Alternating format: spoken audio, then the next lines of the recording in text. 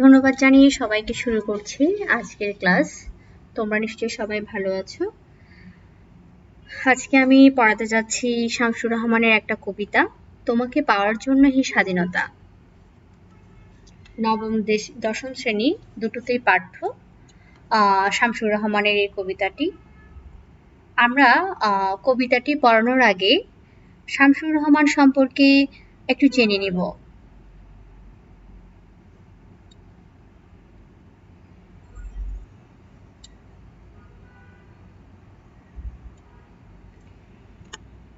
শামসুর রহমানকে মূলত আমরা জানি নাগরিক কবি হিসেবে, শহরে জীবনগাথার কবি। শামসুর রহমানের জন্ম 1929 সালের 17 আগস্ট 2006 সালে। বাংলাদেশ ও আধুনিক বাংলা সাহিত্যের অন্যতম প্রধান কবি হিসেবে আমরা তাকে চিনি এবং বিংশ শতাব্দীর দ্বিতীয় ভাগে দুই বাংলা তার শ্রেষ্ঠত্ব ও জনপ্রিয়তা প্রতিষ্ঠিত। তিনি একজন নাগরিক কবি ছিলেন। বাংলাদেশের স্বাধীনতা সংগ্রামের উপর তার লিখিত কবিতা খুবই জনপ্রিয়। শুধু তাই নয়, তিনি আজীবন যেহেতু তার নগরবাস মানে শহরে জীবনকে বিশেষ করে ঢাকা শহরকে তিনি একেবারে প্রেমিকার চোখে দেখেছেন। এই যে প্যারিস যেমন, ঠিক তেমনি ঢাকাকেও তিনি তেমন ভাবে দেখেছিলেন, যার কারণে নাগরিকত্ব, নগর জীবনের বোধটুকু তার কবিতায় একেবারে রন্ধ্রে রন্ধ্রে গাঁথা।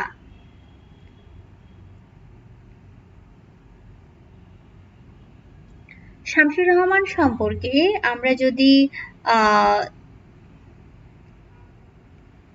জানতে চাই, আমরা জানব শামসুর রহমানের জন্ম 1929 সালে 24শে অক্টোবর ঢাকা শহরে জন্মগ্রহণ করেন। তার পৈতৃক নিবাস কিন্তু নরসিংদী জেলার রায়পুরা থানার পাড়াতলী গ্রামে। তার পিতা মোখলেসুর রহমান চৌধুরী ও মাতা আমেনা খাতুন। 1945 সালে ঢাকার পৌগস স্কুল থেকে ম্যাট্রিক, ঢাকা কলেজ থেকে 1947 সালে ইন্টারমিডিয়েট পাশ করে তিনি ঢাকা বিশ্ববিদ্যালয় থেকে স্নাতক ডিগ্রি লাভ করেছেন।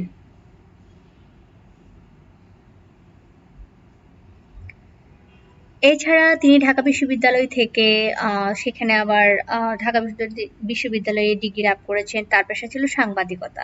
তিনি একনিষ্ঠভাবে কাব্য সাধনায় নিয়োজিত ছিলেন। তবে তার কবিতায় ধরা যায় একেবারে মধ্যবিত্ত নাগরিক জীবনের প্রত্যাশা, হতাশা, বিচ্ছিন্নতা, বৈরাগ্য ও সংগ্রাম তার কবিতায় সার্থকভাবে বিধৃত হয়। তার কবিতায় অতি আধুনিক কাব্যধারার বৈশিষ্ট্য সার্থকভাবে প্রকাশ পেয়েছে। উপমা চিত্রকল্পে তিনি প্রকৃতি নির্ভর এবং বিষয় উপাদানে শহর কেন্দ্রিক।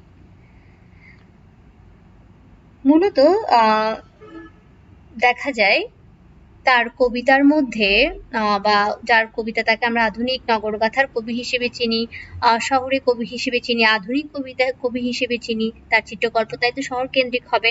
তার কাব্যগ্রন্থগুলোর মধ্যে বা কাব্যগ্রন্থগুলোর নামের মধ্য দিয়ে তার কিন্তু এই শহরের জীবনগাথার কিছুটা পরিচয় পাওয়া যায়। তার প্রথম কাব্যগ্রন্থ প্রথম গান, দ্বিতীয় মৃত্যুর আগে, রৌদ্র করুটিতে, প্রত্যেকটা কাব্যগ্রন্থ তিনি এমনভাবে রচনা করেছেন, এটা অনেকটা পাশ্চাত্য সাহিত্য বা পাশ্চাত্য কাব্য সাহিত্যের অনেকটা প্রভাবিত করে তার এই কাব্যগুলোকে। যেখানে দেখা যায়, বললাম প্রথম গান, দ্বিতীয় মৃত্যুর আগে, রৌদ্র করুটিতে বিধ্বস্ত নীলিমা, নিরালোকের দিব্যরথ, নিজ বাসভূমে, বন্দি শিবির থেকে দুঃসময়ের মুখোমুখি। এছাড়া আরো অনেক কাব্য তিনি রচনা করেছেন। বলা হয়ে থাকে সংকার বিচারে এত বেশি কাব্যগ্রন্থ আধুনিক সাহিত্যে তেমন কেউ রচনা করেনি। এছাড়া তিনি অনুবাদ কবিতা লিখেছেন, শিশুদোষ কবিতা লিখেছেন। তিনি অনন্য সাধারণ কবি কীর্তির জন্যই বাংলা একাডেমি পুরস্কার, 21শে পদক সহ অনেকগুলো পুরস্কারে ভূষিত হন।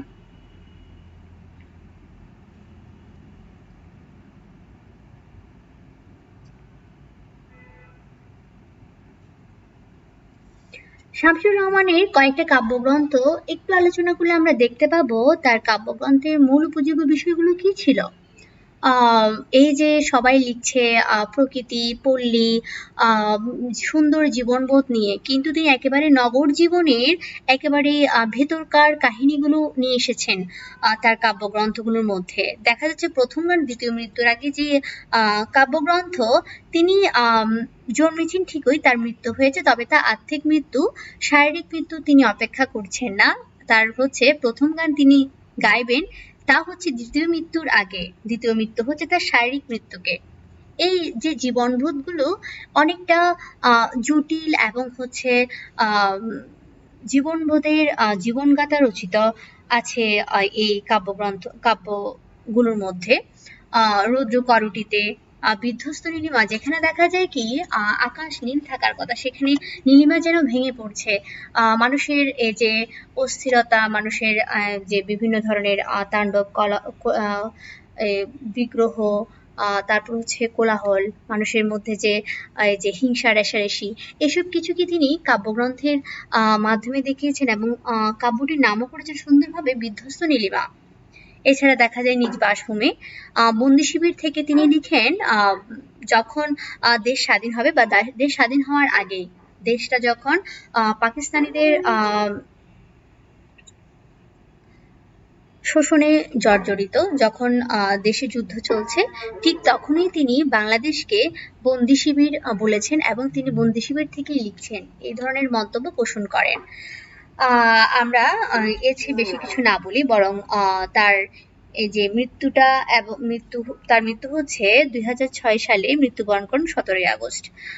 তার এই যে ক্ষণজন্মা কবি বাংলা সাহিত্যে বা আধুনিক বাংলা সাহিত্যে যে অবদান রেখেছেন তার জন্য তিনি শ্রদ্ধার যোগ্য। আমরা শামসুর রহমানের মূল কবিতায় চলে যাব। তোমাকে পাওয়ার জন্য হে স্বাধীনতা। স্বাধীনতা কবির কাছে যেন আকাঙ্ক্ষিত। কিরকম? সেটা হচ্ছে অনেকটা প্রেমিকার মতো। কবি কেমন ভাবে স্বাধীনতাকে চান? একটা দেশ যখন অনেকদিন ধরে শোষিত হচ্ছে, আর এই শোষিত হওয়ার কারণেই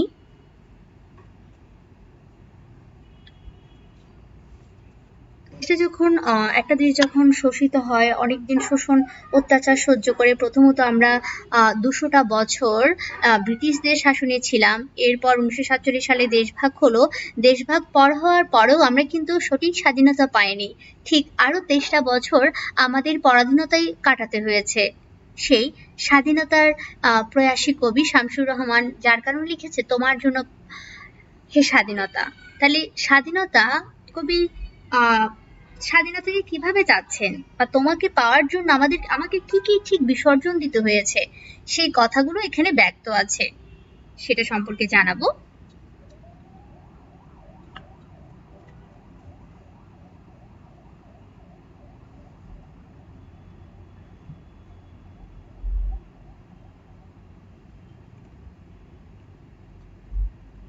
তোমাকে পাওয়ার জন্য হে স্বাধীনতা, তোমাকে পাওয়ার জন্যে আর কতবার ভাসতে হবে রক্ত গঙ্গায়, আর কতবার দেখতে হবে খান্ডব দাহন। কবি প্রথম 4 লাইনে কিন্তু বলছেন তোমাকে পাওয়ার জন্য স্বাধীনতা, মানে তুমি আসবে, সেই স্বাধীনতা কত আকাঙ্ক্ষিত। আবার এই স্বাধীনতার জন্য কত রক্ত গঙ্গা বইতে হবে। গঙ্গা প্রথমত একটা নদী, যে নদী প্রথমত অনেক বেশি খরস্রোতা, ঠিক তেমন ভাবে রক্ত গঙ্গা বইয়ে দিতে হবে স্বাধীনতার জন্য। হ্যাঁ, কবি হয়তো বলতে পারেন 1947 সাল, 1952 সাল, 1958 সাল, 1966, 1969, 1970 এবং 71 এসে আমরা দেখলাম মুক্তিযুদ্ধ, যেখানে দেশভাগ, ভাষা আন্দোলন, 6 দফা, গণঅভ্যুত্থান, নির্বাচনের পরেও যখন দেখলো না দেশ স্বাধীন হওয়ার নয়, তখন এই যুদ্ধ আসবে, ঠিক তখনই কবির মনে আসতে থাকে তোমাকে পাওয়ার জন্য আর কতবার রক্ত দিতে হবে, আর কতবার দেখতে হবে খান্ডব দাহন। খান্ডব দাহন হচ্ছে একটা বন পুড়িয়ে দেওয়া হয়েছিল, এটা মূলত মহাভারতের একটা কাহিনী থেকে নেয়া। খান্ডব দাহন, চারিদিকে সব যেন পুড়িয়ে ধ্বংস করে ফেলা, তছনছ করে দেয়া, সেই খান্ডব দাহন। এই স্বাধীনতা পাওয়ার জন্য এরকম কত খান্ডব দাহন দেখতে হবে, কবির প্রশ্ন। তুমি আসবে বলে হে স্বাধীনতা, সাকিনা বিবির কপাল ভাঙলো, শীতির সিঁদুর মুছে গেল হরিদাসীর। তুমি আসবে বলে হে স্বাধীনতা, শহরের বুকে জলপাই রঙের ট্যাং এলো, দানবের মতো চিৎকার করতে করতে। তুমি আসবে বলে হে স্বাধীনতা, ছাত্রাবাস বস্তি উজাড় হলো, রিক্লিয়েলেস রাইফেল আর মেশিন গান খই ফুটালো যত্রতত্র। তুমি আসবে বলে ছাই হলো গ্রামের পর গ্রাম, তুমি আসবে বলে বিধ্বস্ত পাড়ায় প্রভুর বাস্তু ভিটার, ভগ্ন স্তূপের দাঁড়িয়ে একটানা আর্তনাদ করলো একটা কুকুর। তুমি আসবে বলে হে স্বাধীনতা, অবুঝ শিশুর হামাগুড়ি দিল পিতামাতার লাশের উপর, তোমাকে পাওয়ার জন্য হে স্বাধীনতা, তোমাকে পাওয়ার জন্যে।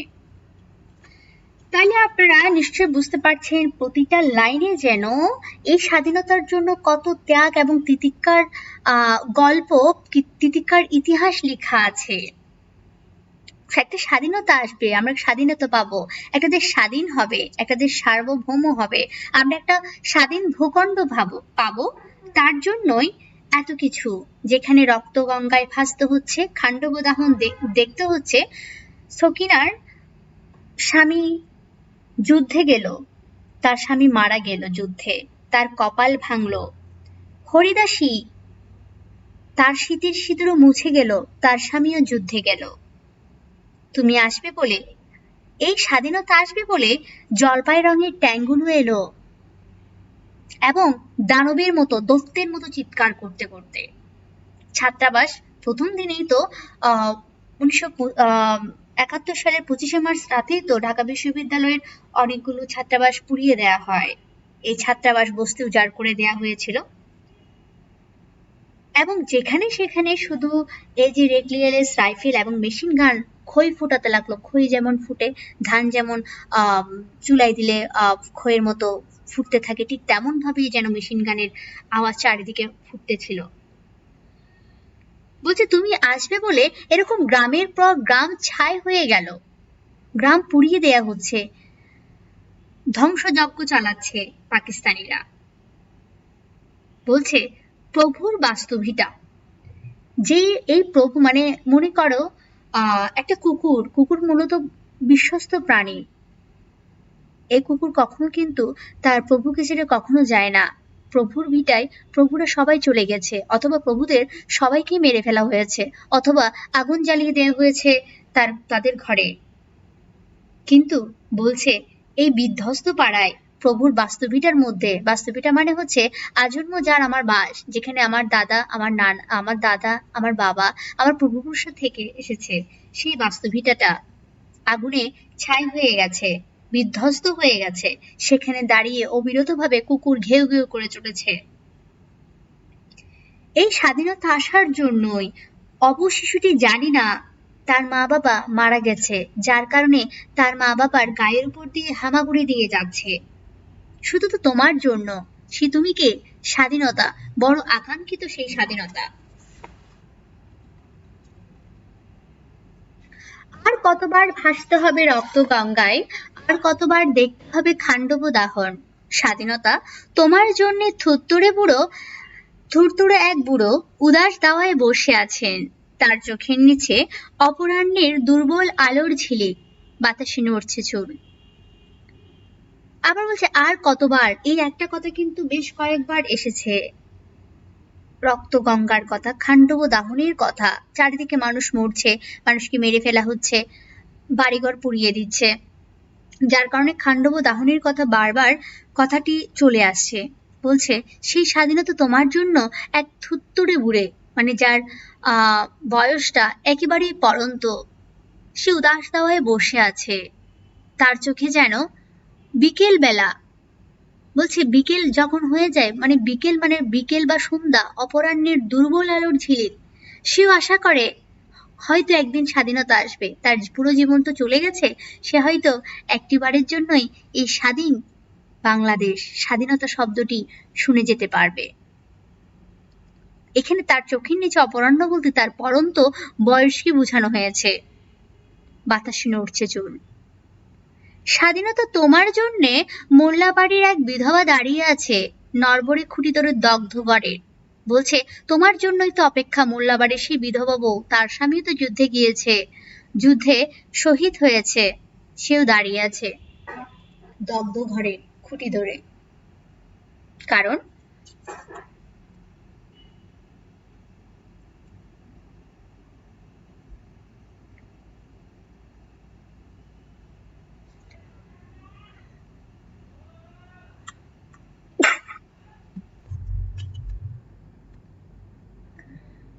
স্বাধীনতা তোমার জন্য হাড্ডিসার এক অনাথ কিশোরী শূন্য থালা হাতে বসে আছে পথের ধারে।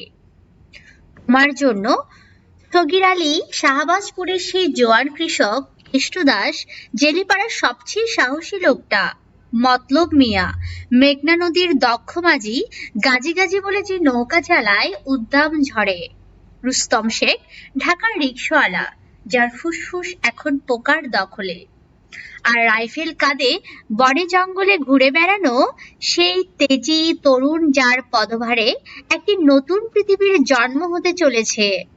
সবাই অধীর অপেক্ষা করছে তোমার জন্যে, হে স্বাধীনতা। কবি এখানে বলছেন কবির জন্যই অপেক্ষা। সে এক অনাথ কিশোরী যার মা বাবা এই যুদ্ধে মারাই গেছে।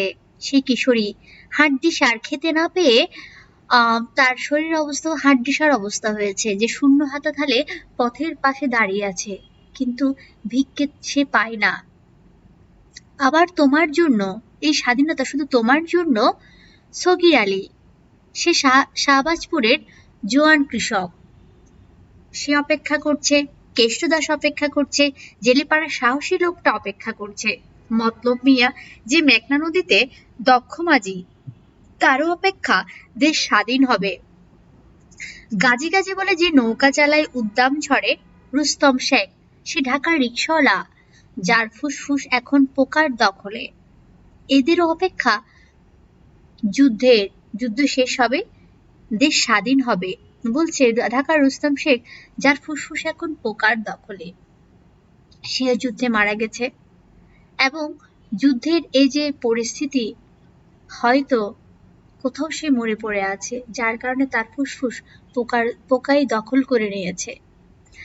আর রাইফেল কাঁধে বনে জঙ্গলে যে ঘুরে বেড়ায় তরুণ যুবক, সেই তো একটা নতুন পৃথিবীর জন্ম দিবে। সবাই এর জন্যই অধীর অপেক্ষা করছে, সেই স্বাধীনতার জন্য। জাহান্নাম হতে বিদায় উপন্যাসের একটা কথা আমার প্রায় মনে পড়ে। যখন কবিকে জিজ্ঞেস করা হয়েছিল আপনার পরিচয় কি, তিনি বলেছিলেন স্বাধীন বাংলাদেশেই হোক আমার পরিচয়।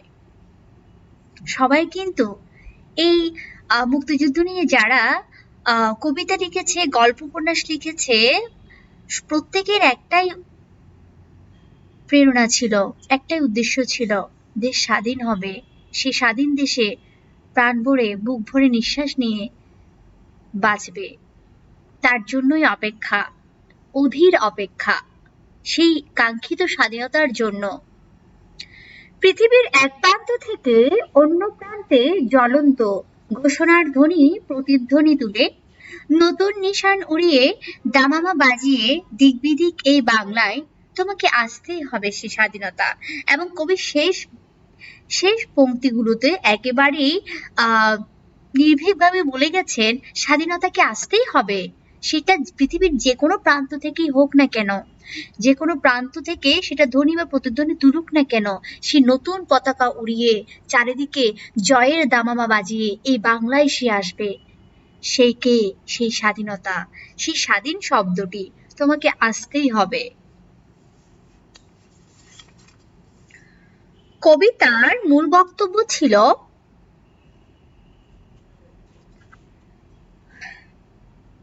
স্বাধীনতা তোমাকে পাওয়ার জন্য এই স্বাধীনতা শীর্ষক কবিতাটি কিন্তু শামসুর রহমানের শ্রেষ্ঠ কবিতা নামক কাব্যগ্রন্থ থেকে নেওয়া হয়েছে। কবিতাটি মূলত বন্দি শিবির থেকে নামক কাব্যগ্রন্থের অন্তর্ভুক্ত। আমি তো বলেইছি বন্দি শিবির থেকে কবি বলছেন, কবি বাংলাদেশে আটকে যাওয়া সকল মানুষকেই বন্দি শিবিরে আটকে যাওয়া বন্দি বলছে, যারা হয়তো বা 1971 সালে এই দেশ থেকে ভারতে যেতে পারেনি। প্রায় 1 কোটি লোক তো ভারতে চলে গিয়েছিল, আশ্রয় নিয়েছিল, কিন্তু যারা যেতে পারেনি, আটকা পড়ে গেছে, তাদেরকেই বন্দি বলছে। আর বাংলাদেশটা ছিল বন্দি শিবির। মূল বক্তব্য এটাই। আর এখান থেকেই কাব্যগ্রন্থের একটা কবিতা হচ্ছে তোমাকে পাওয়ার জন্য এই স্বাধীনতা। স্বাধীনতা শুধুমাত্র একটি নামমাত্র শব্দ নয়, এটা একটা অধিকার এবং একই সাথে অনুভব যা মানুষের জন্মগত। পাকিস্তান বাঙালিদের স্বাধীনতা হরণ করেছিল। এই স্বাধীনতা অর্জনের জন্য 1971 সালে আপামর বাঙালি মুক্তিযুদ্ধে ঝাঁপিয়ে পড়েছিল। যুদ্ধ চলাকালে বাঙালির রক্তে রক্তগঙ্গা বয়ে দেয় পাকিস্তানি যুদ্ধবাজরা। বাংলাদেশের স্বাধীনতার জন্য সংগ্রামে সকিনা বিবির মতো গ্রামীণ নারীর সহায় সম্বল সম্ভ্রম বিসর্জিত হয়েছে। হরিদাসী হয়েছে স্বামীহারা, নবজাতক হারিয়েছে মা বাবাকে। পাকিস্তানি হানাদার বাহিনী বাংলাদেশের ছাত্রাবাস আক্রমণ করে ছাত্রদের হত্যা করেছে। শহরের বুকে আগ্নেয়াস্ত্র নিয়ে গণহত্যা চালায়, পুড়িয়ে দেয় গ্রাম, শহর, নগর, বন্দর সব। মুক্তিযুদ্ধ শ্রমিক, কৃষক, জেলে, রিকশাওয়ালা প্রমুখ সাধারণ ওঠে পশুর কণ্ঠেও, আর্তনাদ করে কুকুরও। মুক্তিযুদ্ধে শ্রমিক, কৃষক, জেলে, রিকশাওয়ালা প্রমুখ সাধারণ মানুষের আত্মত্যাগ করে। দগ্ধ হওয়া লোকালয় প্রবীণ বাঙালির আলোকিত চোখে অগ্নি ঝরায়। সে সঙ্গে নবীন রক্তে প্রাণের স্পন্দন ও আশা জেগে থাকতে দেখে কবি মুক্তিযুদ্ধ চলাকালে দৃঢ়তার সঙ্গে উচ্চারণ করেন, এত আত্মত্যাগ যার উদ্দেশ্যে সে স্বাধীনতাকে বাঙালি একদিন ছিনিয়ে আনবেই।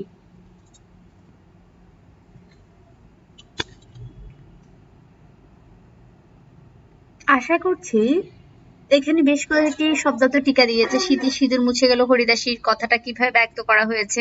তুমি আসবে বলে স্বাধীনতা, থুত্তুরে এক বুড়ো, রুস্তম শেখ। অনেকগুলো টপিকস আপনাদের জানিয়েছে। পাঠ পরিচিতির কথাও তুলে ধরেছি এর মধ্যে আমি। অনেক স্বাধীনতা নিয়ে যে কবিতাটি, যেটা হচ্ছে বললাম বন্দি শিবির থেকে নেয়া, সেটা সম্পর্কে আজকে আমি আলোচনা করেছি। পরবর্তী ক্লাসে আরেকটি কবিতা অথবা হচ্ছে ছোট গল্প নিয়ে, মানে গদ্য সাহিত্য নিয়ে আমি এসে হাজির হব। সবাই ভালো থাকবেন। আর এই করোনার সময়ে বেশি বেশি করে সাবান দিয়ে হাত ধুবেন। বাইরে বের হওয়ার সময় অবশ্যই মাস্ক পরবেন। সবাই ভালো থাকবেন। ধন্যবাদ।